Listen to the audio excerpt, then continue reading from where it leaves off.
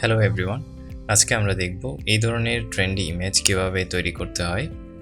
তাছাড়াও আপনি চাইলে হোয়াইট ব্যাকগ্রাউন্ড বা যে কোনো ধরনের ব্যাকগ্রাউন্ডের ইমেজ তৈরি করতে পারবেন। সেটার জন্য প্রয়োজন হবে খুবই হাই কোয়ালিটির একটা সেলফি। জন্য আমরা চলে যাব প্রথমে গুগল ক্রোম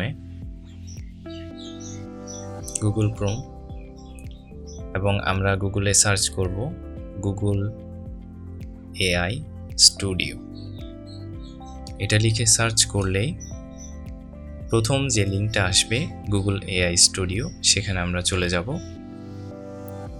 লিঙ্কটা লোড হয়ে যাওয়ার পরে আমরা এখানে 4টি বক্স দেখতে পাবো। প্রথম যে ট্রাই ন্যানো ব্যানানা বক্সটি আছে সেখানে আমরা ক্লিক করব।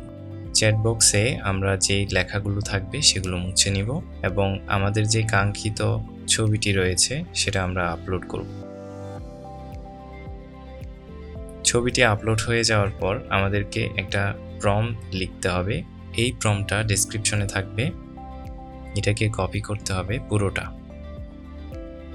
কপি, এবং এখানে পেস্ট করতে হবে। পেস্ট করার পর যদি এই ধরনের উপরে মেসেজ আসে, যদি পেস্ট না হয় সেক্ষেত্রে এখানে ক্লিক করবেন।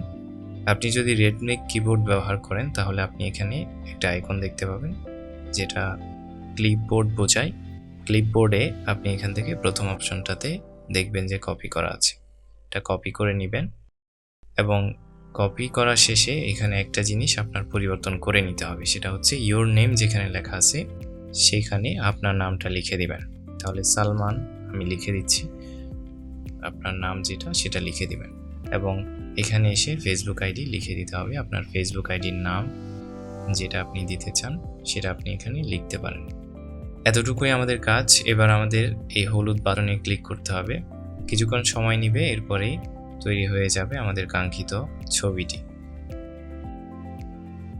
ইয়েস, হিয়ার ইট ইজ, তৈরি হয়ে গেল।